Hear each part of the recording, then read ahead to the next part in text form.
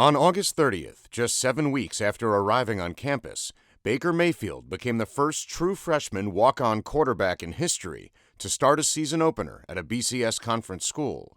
That day, he threw for 413 yards and 4 touchdowns while running for another. Texas Tech beat SMU 41-23. Well, the first thing that comes to mind is Baker always had a ball in his hand, running down the hall, doing something, and he would always, in fact, after several broken vases, you never saw him without a ball in his hand. And he announced to James and I think he was 3, that he was watching Saturday morning cartoons in his TV chair, his favorite TV chair.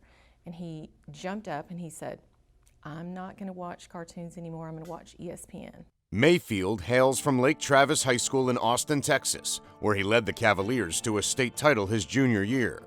That season, the team went undefeated, and Mayfield threw for 45 touchdowns with only 5 interceptions. As expected, Division I scholarship offers started coming in from all over the country, and then they stopped. Lake Travis struggled during Mayfield's senior season, posting a 9-2 record. And once his dream school, TCU, opted for another quarterback, Mayfield was suddenly left without many options.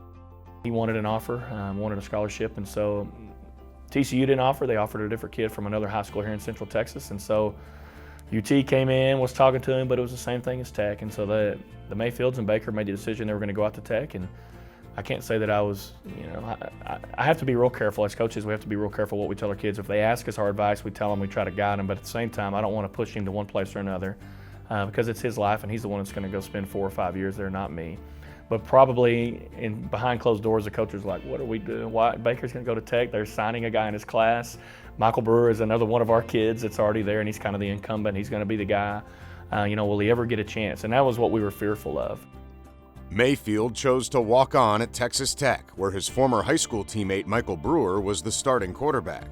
A few months later, Brewer injured his back, and Tech was left with 2 true freshman quarterbacks. Michael had his injury at the end of the summer, and Baker didn't even come in until the second summer session, so he had to learn quickly, and basically based upon that circumstance, he got more reps than we probably anticipated him getting, and every time he got out there, good things happened. Continue to improve, and we decided to make him a starter. It was just all full force that, hey man, this is my job, I've got to do this, this is what I want to do. There wasn't a sight in his eye that he doesn't want this. He wanted it from the get-go. Beating out fellow freshman quarterback Davis Webb, Mayfield started the first 5 games for the Red Raiders.